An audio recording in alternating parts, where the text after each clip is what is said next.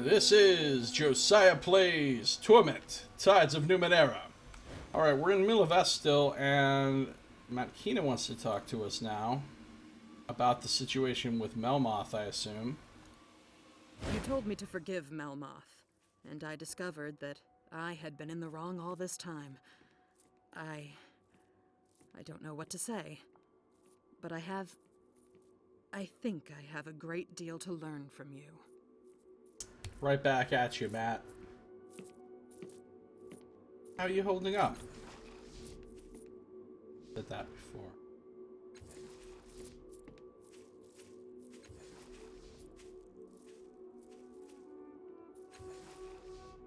Alright. Let's move on.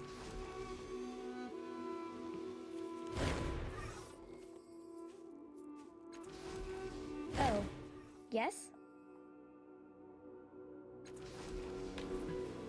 Alright, do we have any reason that we need to talk to Lady Anchi? Anything we need to buy from her or sell to her? I don't think so. We're almost out of money, so let's maybe chill out on the buying stuff. Alright, I think we're ready to do this. I think we're ready to do this crazy mirror. Sounds like it's gonna be awesome. As we're just changing the past and shit.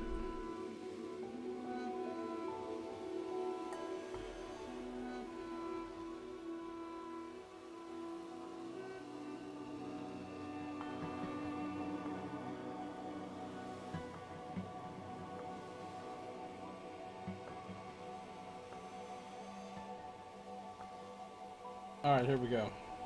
Maybe I'll, you know what, maybe I'm just gonna save again one more time. Because why not? I don't mind having a bunch of save games. I give a fuck.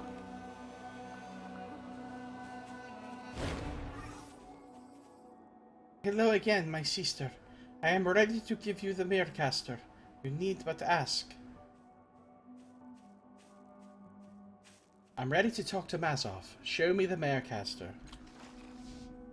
You have proven to me I can trust you. Only remember what you have learned in these tasks.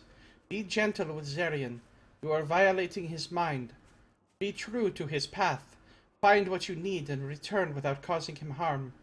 You have a duty to preserve his life as he intended it, if at all possible. Yeah, sure. I'll pretty much get in there and do whatever I want, but good advice nonetheless. It presses the box into your hands. Tidal energy swirls around it, drawing you in like a maelstrom. You focus on it, opening your innermost eye, and you are torn from your body. Sounds violent.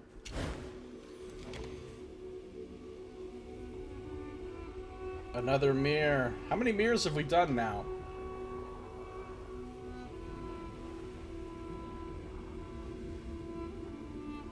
This is, I think, the fifth. I think this is the fifth mirror that we've done in this game.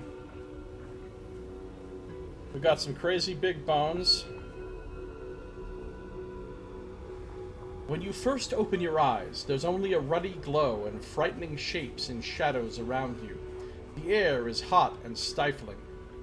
As your eyes adjust, you realize you're outside, but the sky is darkened by clouds of pitch. The ruddy glow comes from lava flows as they trundle down distant mountains into the volcanic fields all around you. Sharp towers pierce the sky, tapered like the bones of a ribcage. Indeed, they look like bones in every way, as does the ground beneath you. You appear to be standing on the spine of an enormous beast. The bottom of its jaw can be seen far in the distance, half buried beneath a layer of cooled lava. Most of the bone towers look identical, but one shines from the inside with an odd blue light. The top of the glowing tower has been snapped off, and what looks like a transport hovers next to its peak. It's your transport. You were sent here to find something. Twisted bridges connect the spine to the volcanic fields around you. In one direction lie enormous formations of obsidian, arches, spires, a wall. In the other direction, a narrow pass is carved into the mountain face. The field leading to the canyon is illuminated by hundreds of glowing lights. You know this body wasn't sent to find Mazov, but Adira said he'd appear. Perhaps following through events will lead to him. I'm going to use perception to explore the... Actually, I'm going to try to remember who I am and how I can find Mazov. You are in the body of Zarian Daywalker, a jack who can speak with the dead. Indeed, now that you remember that, you can feel the dead all around you. You can hear them. It takes little effort to know the stories of those who died here. You may even be able to imbue some of your life force into their corpses. Zarian is wearing a black form-fitting suit that keeps off the worst of the heat. He carries a whip and various necromantic ornaments. Alright, so he's a necromancer. Let's see, no wonder that lazy lone wolf installments are so plentiful. Much easier to make than an actual scene with a man and characters and all. A map and characters and all. Well, yeah. Much easier to make, obviously. Zarian was on a task for someone called the Chimera.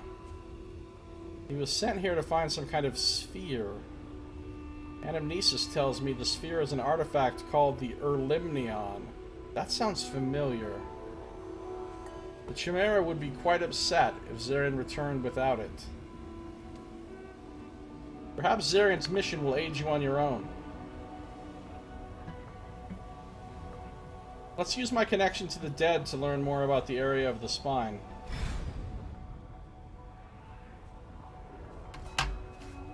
You are in a place called the Fields of Ossifagan, and many have lived and died here, though it seems a terrible place to live.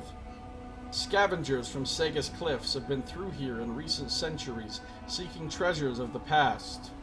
Before that, it was mutants fleeing revolution after bloody revolution in a place called Herif. Before that, refugees from a village called Shuenha. Before that, the Ossifagans themselves. You see a glimmer of a powerful artifact. Hundreds of years ago, there was a battle here. Many died. 2 people, a middle-aged woman and a teenage girl, fought over a copper sphere at the top of the glowing bone tower. Oh, I know why this all seems familiar to me now. I read one of the short stories. They wrote a few short stories, you know, like a long time ago, as the game was being made, before it came out, and you got the short stories as part of your Kickstarter pledge thing. One of the short stories was about this area. I remember the middle-aged woman and the teenage girl fighting over the copper sphere at the top of the glowing bone tower. That was in the story that I read. I don't know, I don't remember the details of the story. I don't remember who the characters were or what the sphere was, really, or why they were fighting over it or anything else. But I remember that. I read a story about this place. If I had a better memory, I would have more insight into it, but my memory is shit. Perhaps that copper sphere is what you were sent here to find. Yeah, it was. The Erlimnion. That's why that sounds familiar, because it was in the story. Alright, I'm going to use my perception to explore the towers around the spine. 100% chance. I can live with those odds. Success. You search through tower after tower. Some of the chambers you come to are filled with piles of dead relics and broken ciphers, but nothing of value. Finally, you come across something promising. You find a staff made of some prior world metal. It's cool to the touch, unusual given the extreme temperature of the air itself, and burn marks blacken one end. Very likely this was used as a weapon. It may work again, but probably only once. Take the staff with you. Alright, I'm going to climb the tower to the transport. The obsidian formations in the mountain pass don't seem to be particularly relevant. You're at the top of a broken bone tower. Jagged bone walls act as a kind of parapet. From here, you can see the fields of Ossifagan even better. The spine below you, the obsidian formations in one direction, and the glowing fields in front of the mountain pass in the other. Floating just next to the tower is a hovering pod made of azure steel. A ramp leads from the parapet into the transport. Let's use my connection to the dead to learn more about the top of the bone tower, obviously. Little has happened here, but for one event that immediately becomes apparent. You see a middle-aged woman, you know her name is Amma, facing off against a young girl named Thaya. Amma is hovering in the air like the transport does now. She holds a copper sphere that glows with a golden light. Angry words are exchanged, and suddenly Thaya leaps off the tower and tackles Amma. The two of them soar through the air toward the obsidian formations in the distance. That is good to know. Obsidian formations is where I need to go then. Let's enter the transport. As you approach the ship, a tingling crawls up your spine. You have a profound sense of a task unfinished, and that trouble awaits you. Or at least it awaits the person whose body you are in. If you leave now, if this is what Adiris meant when she said to be careful with Zarian's life. Oh, I just thought I could use the transport to fly over to the formations, but never mind. Don't board the ship just yet. Obsidian formations, go. Ooh, that's a cool looking image. That looks neat. Crossing the volcanic plains, you arrive at the obsidian formations. Massive structures of cooled, shining rock leap from the ground, curling into impossible shapes. An enormous black wall rings most of the formations, rising 100 meters out of the ground in places. The obsidian formations are dark, quiet, and desolate. A hot wind blows from magma flows farther off, but here nothing flows and nothing lives. In the distance, you can see the spine and bone towers, and in the other direction, the plains stop at a sheer cliff face with a mountain pass carved in between.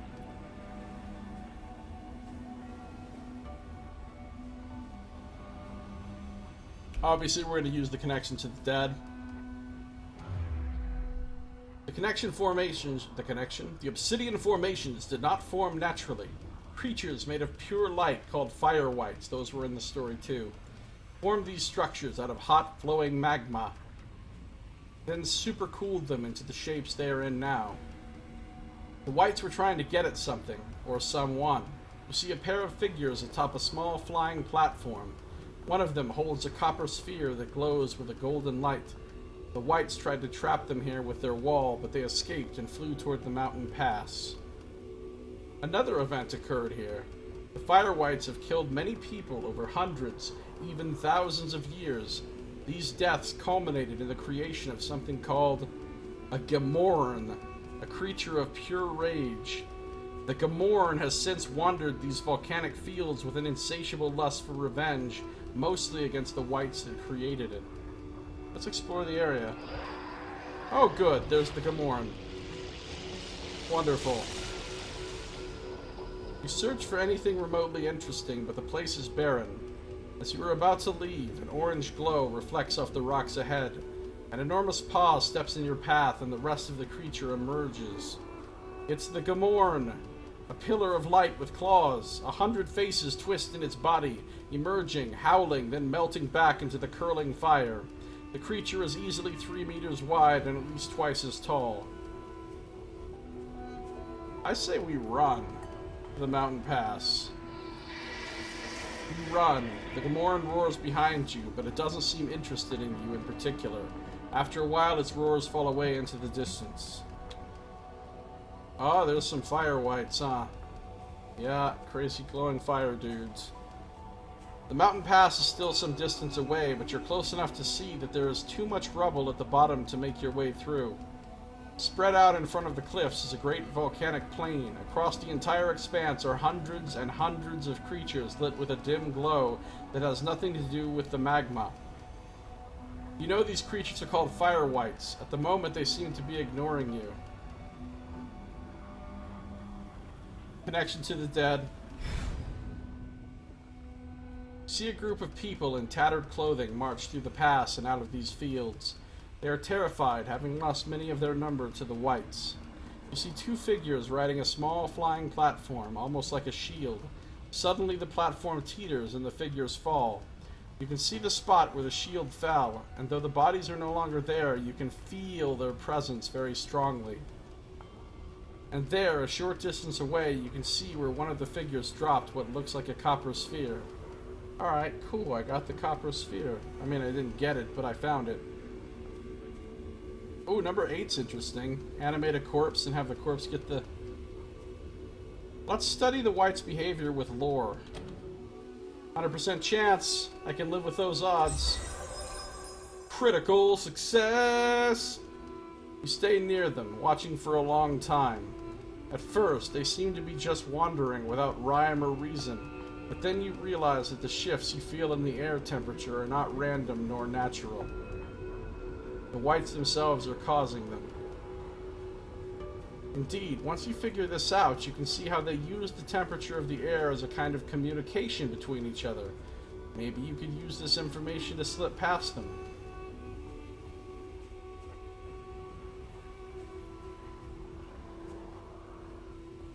Use my connection to the dead to speak to those that died here. Though there are no bodies on the surface, you can feel the dead beneath the rock, preserved by magma that has flowed over this spot over the centuries. One is a middle-aged woman named Amma. The other is a girl, but she is strangely silent. Even with your strange powers, there is nothing there to speak with. Peace, says Amma. Is it better? Better, yes. Better oblivion. Who are you? Amma? The disembodied voice sounds like it's calling Amma rather than naming herself. No, not Amma. Shelled. Cast away. Eaten and alive and eaten again. Not Amma. Food for whites. What happened to you?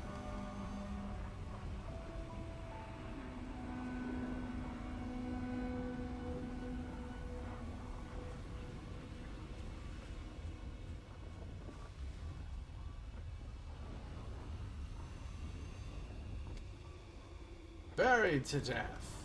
Before that, lived. Before that, died. Before that, lived and died and lived, and so many cycles, so many deaths. The air shivers, her tone drops dangerously low. Before that, someone else. Awoke and remembered. A fight. A girl. Her Limnion. Though you cannot see Amma, her presence moves through you, turns your head. You can see in the fields in the distance what she is talking about. The Limnion, a sphere of burnished metal lying in the rock. And you know this is what you were sent here to find.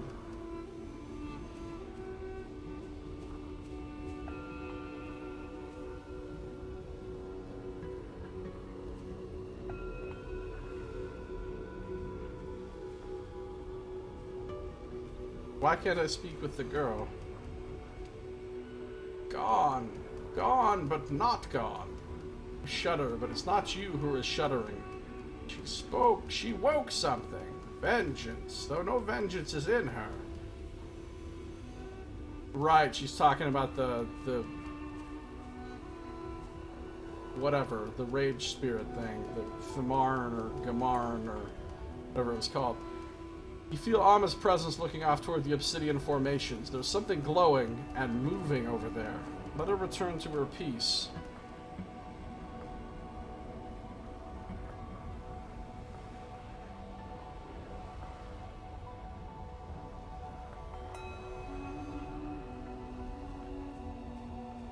Let's use my connection to the dead to animate a corpse and have the corpse get the sphere from me.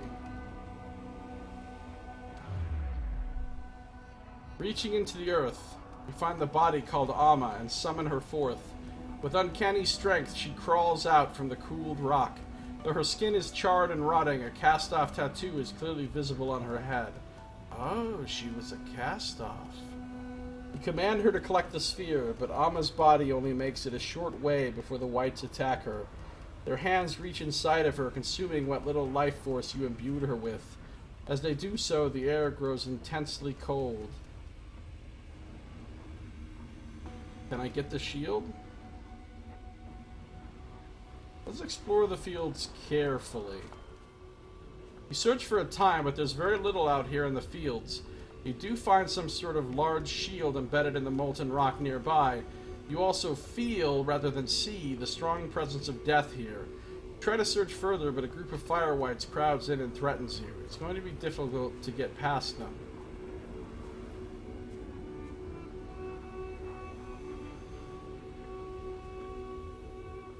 Well, it said there was like hundreds of whites, so I don't feel like attacking them with a staff would do any good.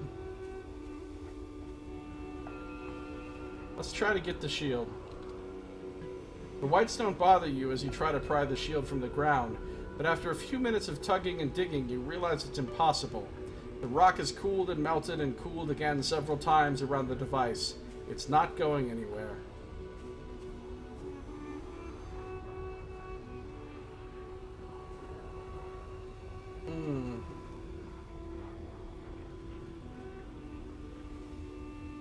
I'm going back to the obsidian formations. Same thing. I'm going to seek out the Gamorrean. I'm going to try to get the Gamorrean to follow me over there and fuck around with the... and distract the whites or whatever. Now that you know what to look for, the Gamorrean is easy to find. Unfortunately, it's also looking for you. It howls in endless pain and frustration and stalks towards you. Taunt the Gamorrean from a distance, get it to chase you. Yes, this is the plan. 100%, sounds good. Gauging its speed and strength, you snap your whip from a safe distance. It roars. You feel the weight of 100 people crushing your head, but you don't stop. You throw rocks at it, insult it in a handful of languages. Nothing you do hurts it, and it probably doesn't understand your words, but it understands your intentions well enough. It charges at you with great speed and intent to kill. Run to the mountain pass. The Gamorrean lets out a piercing cry. It stays right on your tail the entire way, forcing you to sprint, gasping for breath in the hot air. You can feel the Gamorrean's rage like a hand pressing against your back. It presses harder, squeezing your mind. The Gamorrean's howl makes the ground tremble. Suddenly the pressure releases and the air turns burning cold. You risk a glance behind you and realize you are in the center of the plains leading to the mountain pass, surrounded by fire whites. The Gamorrean grabs whites one at a time, tearing them in two, then tossing them aside. The whites rush forward together to defend themselves against the horrible beast. This went perfectly according to plan. I don't think the art is that bad in Animus. I think it's meant to be sort of vague and just evocative rather than a literal picture of what's going on. In their anger, you are forgotten and ignored. Get the sphere. With the white's attention focused exclusively on the dangerous Gamorrean, it's easier for you to slip in and grab the sphere. None of the creatures notice you at all. Back to the spine. You are on the spine of a great dead monster buried in the lava. Rib-like towers jut out of the ground all around you. A transport floats next to the top of one tower. Two landmarks are visible in the distance, massive obsidian formations, and a carved mountain pass beyond a field of glowing lights.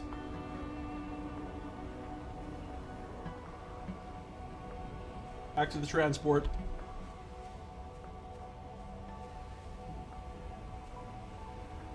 Enter the transport.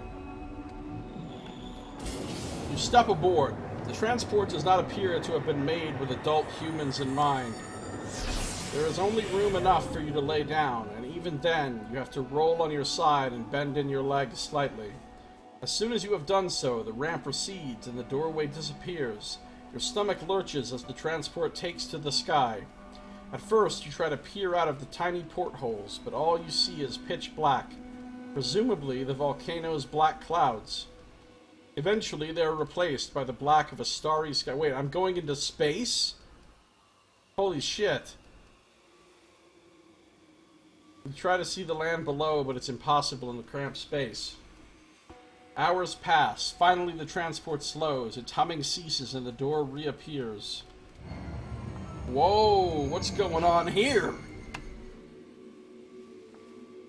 What is going on here? Shit just got cray.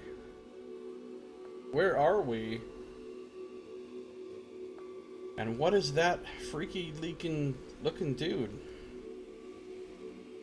You step out of the transport, stretching painfully. You are in a strange cavern. Artifacts are strewn everywhere in various stages of repair or experimentation. One wall is covered by a network of displays showing people and scenes that mean nothing to you. In the center of the room is an enormous cage made from steel tendrils that twist together at the top. The cage glows for a moment, and a figure walks out. He wears a thick cloak, but his face is most strange. It shifts and blurs, changing its features constantly. You get the impression you are seeing a person, but you can't define what that person looks like at all. His name comes to your mind immediately. Chimera.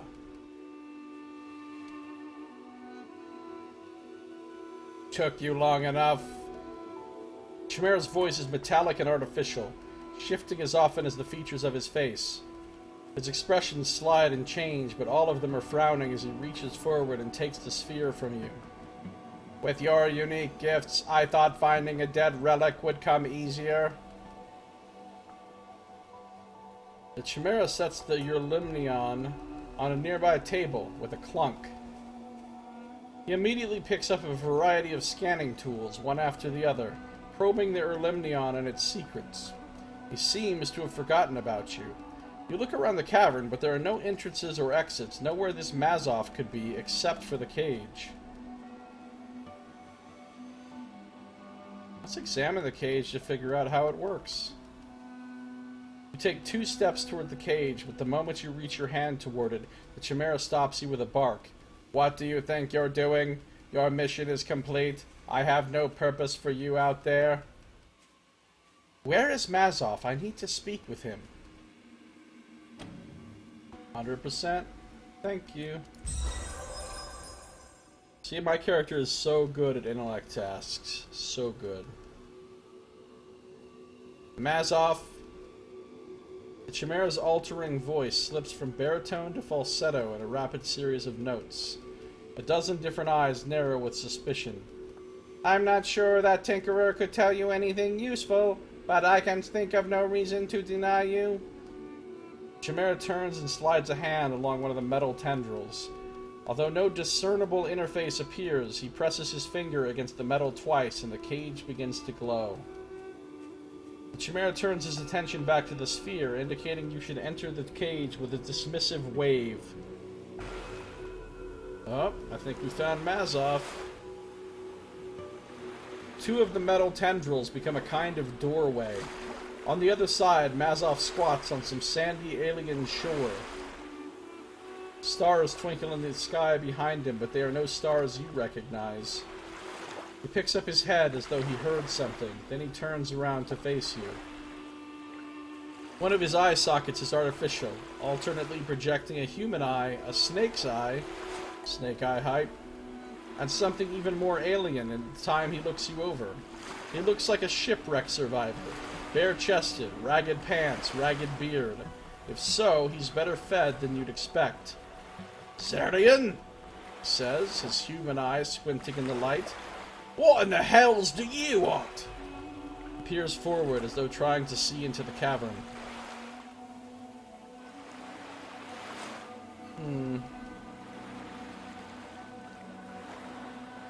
Where are you? He spreads his arms in mock welcome. I'm on a goddamn beach having the time of my life. Where does it look like I am? He crosses his arms across his chest. What the hells do you want? You're not in the Chimera's hideout. Where is that place? He only glares in response. Are you really Mazov, the one who talks to machines? His brow furrows while his artificial eye socket cycles through about a dozen different eye patterns in 2 seconds. His tone drops to a dangerous low. Who are you? I'm not really Zerian. I'm a new cast-off using a Marecaster to project myself. I was told you could fix the resonance chamber. Mazov's human eye grows as wide as a saucer. His other eye flips through a few images, landing on a red eye with 3 pupils that scrutinizes you up and down. This is beyond me, and that's saying something, he says. About the resonance chamber, though, the only one who benefits from it is the changing god. That bastard's got nobody's interest at heart but his own. Don't listen to a damn thing he says.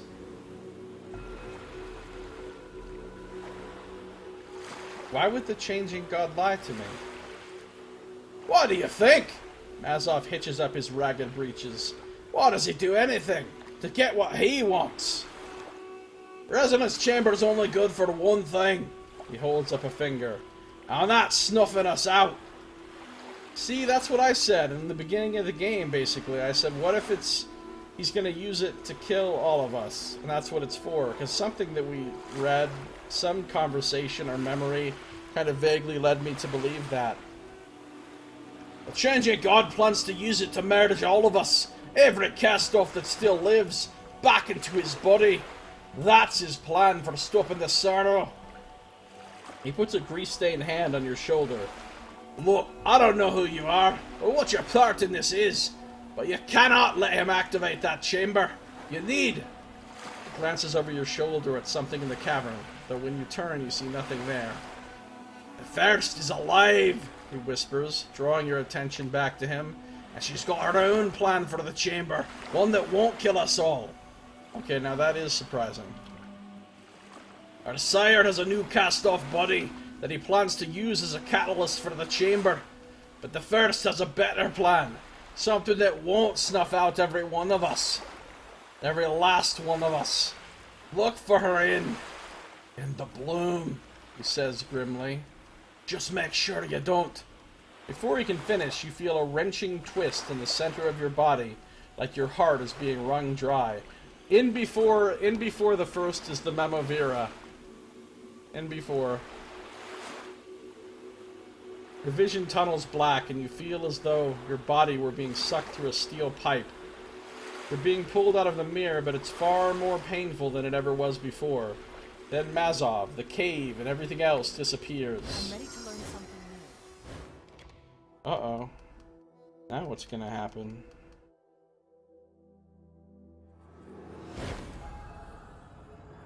Where are we now?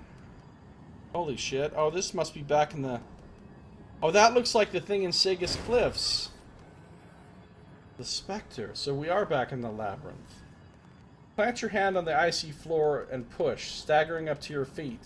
Every inch of your body aches as though you've been crushed in a massive hand. The Spectre stands before you, impassive. It may be your imagination, but he seems more solid than before.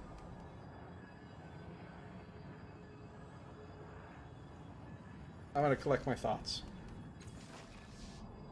You concentrate, struggling to gather your thoughts, but they whirl through your head like hot sand. The Spectre sighs, seeming less solid now than he was a moment ago. We need to talk, he says. Barely hear him through the pain. But this is your mind, honed in your duel against malaise, sharpened to a glittering edge. You inhale, clear the pain from your limbs, and gather your thoughts to you. Focusing, you open your eyes. The Spectre, now slightly transparent, is speaking again. I have something I've been meaning to tell you. You see, I haven't been completely honest with you. I'm not a part of you. You're part of me. I created you. I'm the changing god. What? No, I am. No, me. I've been wondering where you were. Here, he says simply, his outline solidifying. Here all along. Now, I know this is a lot to take in. It means this body of yours is actually mine. I lived in it for years, and now that we know the first is still alive, I need it back. And what would happen to me? Oh, good question, he says. He seems taller than he did a moment before. Once you give me my body back, your thoughts would be pushed to the back of my mind. It would be frightening for a moment, disorienting maybe, but not painful. And then our thoughts would merge, become a part of me again. He spreads his hands. And that's it. Now, give me my body back. No. This is my body, not yours. I wonder what happens if I say, very well, it's yours. I gotta know what happens. Very well, it's yours. Without another word, the Spectre hovers before you, plunging his hands into your head, your mind. He lied. The pain is extraordinary. world-shattering. Every memory you've earned in your short life is examined, torn apart, and discarded. You dwindle as he expands, filling the corners of the body that was once yours. And yes, he lied. You do not join him. You do not find oblivion. You live on, mouthless, mindless, a helpless witness to the crimes he commits with your hands. Okay, this seems like a bad ending. A very bad ending. You yield your body up to the specter, and your flesh falls from your mind like a burden laid aside. What comes after is not your legacy. You are no more than the one who stood aside, but the vessel that remains is famed far and wide. Okay, so that could have gone better. Could have gone better. We have to do the whole mirror again? Really? There wasn't a fucking autosave after finishing the mirror? Are you kidding me right now? Motherfucker. Alright. Fine.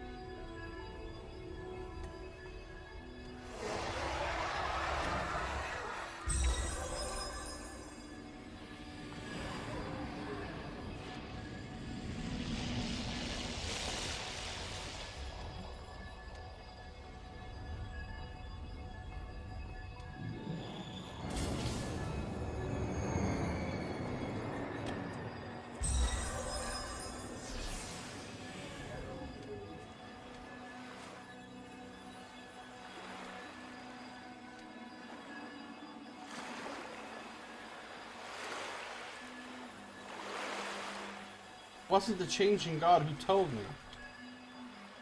Ah! Well, if that's true, then it's someone who only has our sire's interests in mind. Stay away is my advice. Alright, then he tells me this, then he tells me this, okay. Ooh, 100 XP. Pretty good. Alright, so when I talk to the old Spectre here, I should not let him take over my body and end the game. Lesson learned.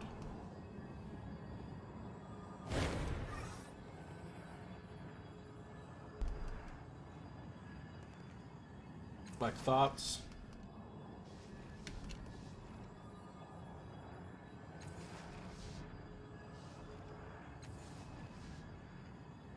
No, this is my body, not yours. I knew you'd say that. But let's get this straight. I lived in this body. I made it for a purpose. And now you say your wisp of a life outweighs my centuries of experience? Or maybe you think my first cast-off is a better way, Some magical solution to live out your false existence without price? I promise you, she has no such thing. She has always only killed to get what she wants. Her self-interest is just as strong as yours and mine. The only difference between the three of us is that I am real. You wouldn't exist if it weren't for me. You don't exist apart from me. Everything you are is a byproduct of my skills, my intellect, my experiences. And now that I have the chance to stop the sorrow, to save us all, you refuse me. Who in the hells are you? I'll remain silent. The Spectre's eyes gleam with impatient fury. Silent at last? Good. Then I'll tell you what you are. You're an accident of fate, a parasite in the mind I built. You're a child. I don't want to destroy you, but I will if I must. Give me control. Never. Then I'll take it, Spectre says and spreads his arms. Oh, shit's getting serious. Tidal energy pours from the air around you, flowing into the Spectre. The ground itself slips around your feet, holding you in place. You feel your grip on your body, your mind, slipping by finger lengths. You are diminishing. He is winning. You search your mind, your hard-earned memories, for something that will loosen his hold on you. Oh god, I could use the words of Craw? Holy shit. Ghostly woman. Give up and collapse. We don't need to fight.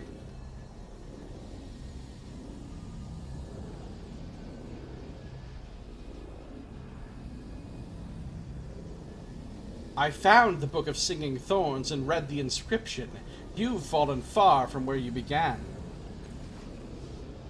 Spectre looks briefly surprised and color bleeds from his flickering frame. He growls under his breath. I've never forgotten what happened to her. Not once. So is this his daughter he's talking about still? His outline blurs, becoming hazy.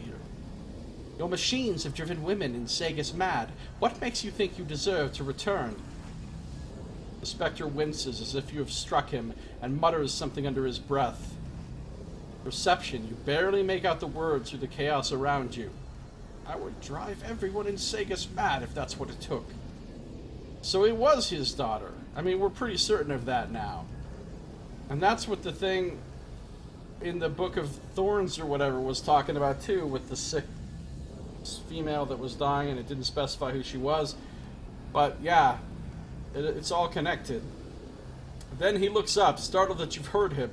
The moment of uncertainty costs him. A portion of his own energy lashes through him, stealing a portion of his strength. He is nearly transparent now, nearly gone. I will now call upon the ghostly woman from the recesses of my mind. The moment your mind touches on her, she is there, facing the Spectre, sorrow and anger radiating from her eyes, her heart. Scowling, the Spectre flicks his hand to the side in a dismissive gesture, and she fades away once more, taking some of his radiance with her. With a shuddering gasp, he stumbles backwards, fading in and out of visibility. The pressure on your mind dwindles and ends. Fine, he says, eyeing you with cool contempt. If you're so intent on stopping the sorrow on your own, have at it. Let's see how you handle what's in store without my help, my guidance. Then he fades completely, but speaks again. His voice is coming from all around you, from every corner of your mind. He's not gone, only hidden himself in your mind. I wasted my time trying to reason with you. That won't happen again. And now we're back in the labyrinth, which is great, because I wanted to get back in the labyrinth and do some talking to people in the labyrinth.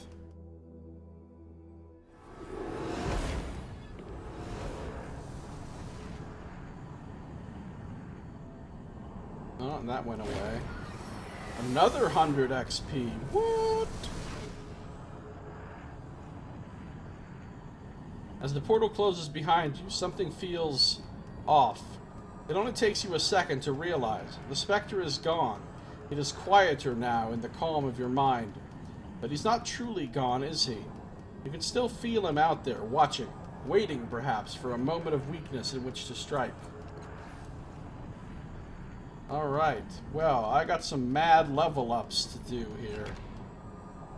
Ooh, I have 400... Oh, I'm gonna hit tier 4. I'm gonna hit tier fucking 4 right now, I think.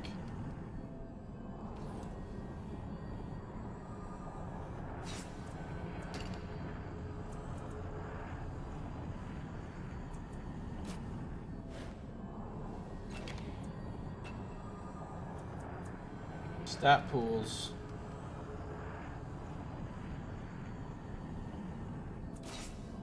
I really don't need anything but intellect. I've learned something new. Tier 4 time. Extra effort. I'm stronger now. Invigorating conversation. You like people, and you especially like bringing them around to your point of view. It's refreshing and fulfilling. On critical success on persuasion, deception, or intimidation tasks, completely refill your intellect pool. That's fucking cool. That's fucking cool. And now I get to choose one of these abilities. There are so many to choose from. What is Virtuoso? Max effort +1 on all non-combat tasks. You don't get tired as easy as normal beings, and you're able to keep working on a certain task when others would falter. I like that. Versatile effort. When flex skill is active, gain a +5% bonus for each level of... yeah, we read this before. That doesn't seem so great.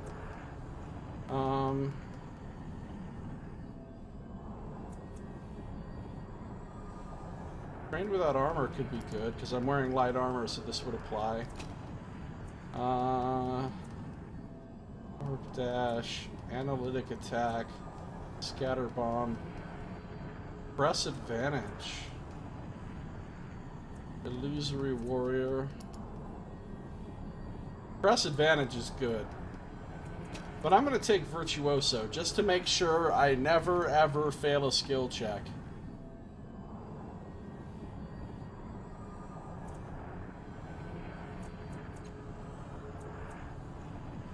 And I can increase a skill. I think I'm going to go around 2 on concentration. Or cipher use.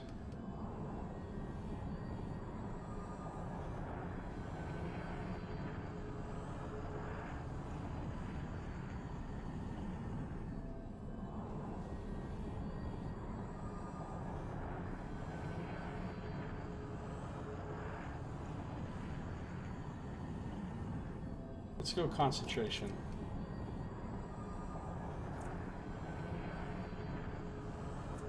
So now I'm a total fucking badass. Now I get no penalty from either of these. Or I could use Pellucid Wrap.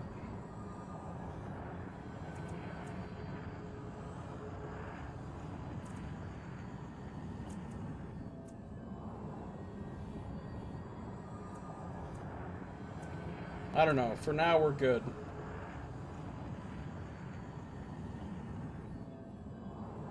12 resistance. That's hot. 60 willpower. That's hot, too. That's cast off. Kind of a badass. Alright, so there's the Sorrow's Fathom, Daughter's Fathom. Oh, I can go to the Daughter's Fathom. Ninth World, Clock Fathom. Yes. Just for the sake of completeness, I'm going to run in here real quick and see if there's anything new. I doubt it, strongly.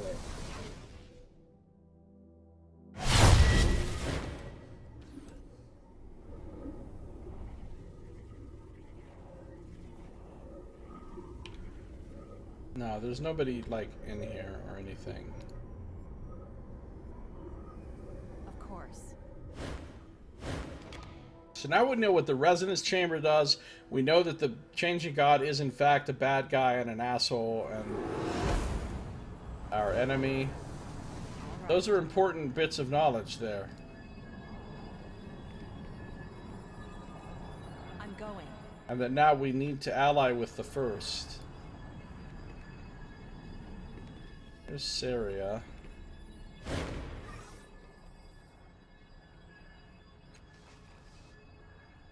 Nothing new here. Go. Oh, there she is, Choi. Oh, and Inafir. Inafir is in my mind too. Cool.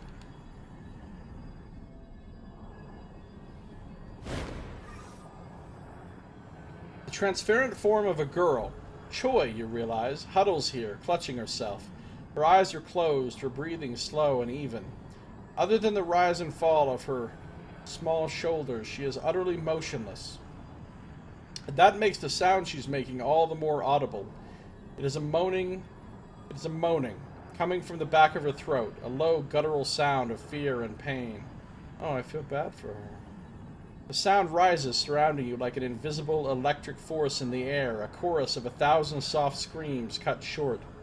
The hairs along your arms rise, sizzling. Let's talk to Choi.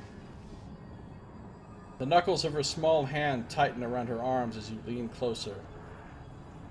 How are you? She flinches as if struck, but does not respond. Are you alright? She shudders at your words. What happened to you? She holds herself tighter and shakes her head. Can you talk about what happened? She stares at her feet. Her head shakes just slightly.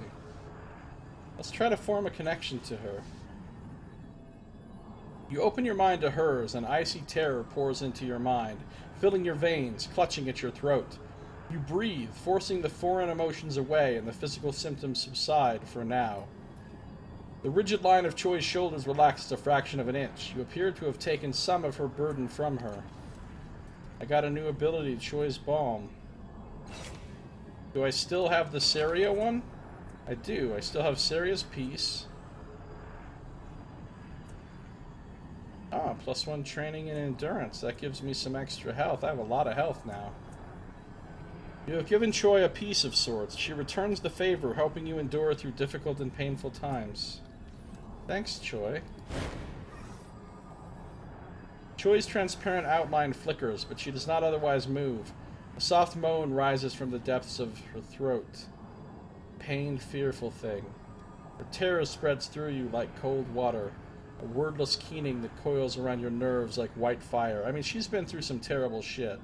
She's severely traumatized, but hopefully I can set her at ease. Try to talk to her some more. She does not flinch away as you bend forward to speak with her. Are you alright? Shudders. Can you talk about what happened? No, she still won't talk. Alright, sorry, Choi. Wish I could do more for you.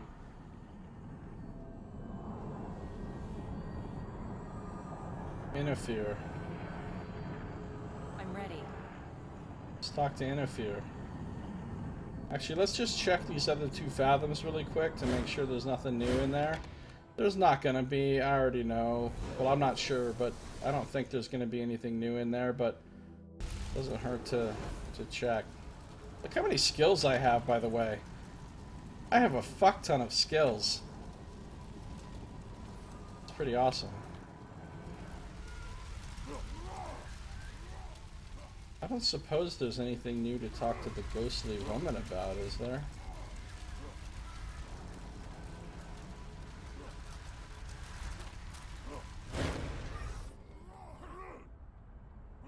I guess there is.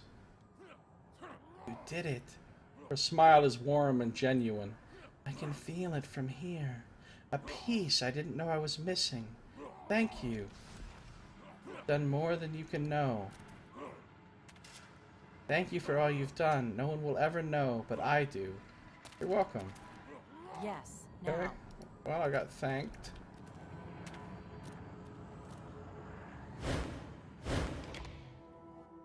Question is, where's our body? I assume we're gonna wake back up in Miela Vest, but you never really know with these things. I'm going. There's not gonna be anything in this fathom. This clock fathom is completely useless now, I have a feeling. I don't see anybody in here. Yeah, there's nobody in here. I just had to check.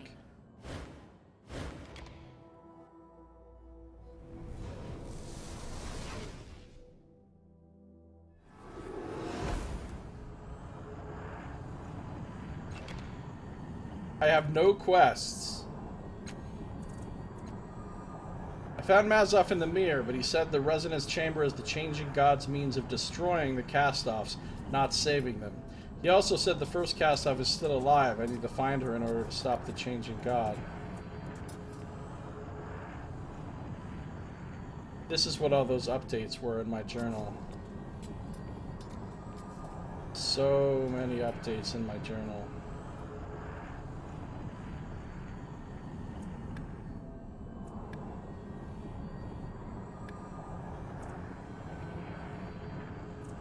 Infestation.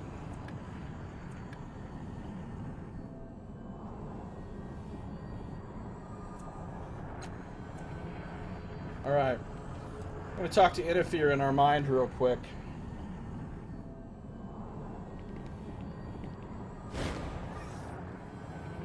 The pale image of Inifir regards you with empty, woe-worn eyes. It is an emptiness to drown in, a pit that can swallow whole all the empathy the heart can give without being filled even a bit. Like all voids, it beckons and seeks to drag you in. I love this guy. Inifir is one of my favorite characters in the game. The Kyurgin from Cliff's Edge. Loved that guy. Inifir. Crooked Keek. Rin. I liked Adiris quite a bit as well. Quite a bit. What happens if I... Hold on. Quick save this shit. What happens if I let Inifir's emptiness drag me in?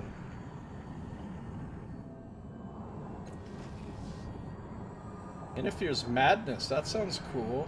You allow Inifir to draw part of you into his pain-hollowed heart, and in turn you take part of his agony into yourself. In doing so, you feel yourself harden and grow stronger, though it is a strength that seems to twist inside you.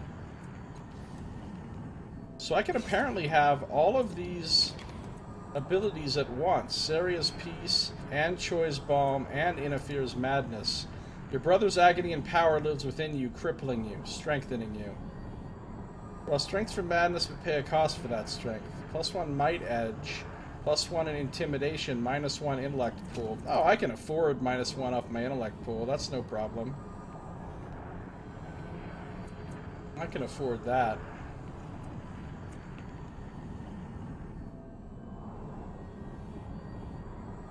I'm gonna be really good at Intimidation now.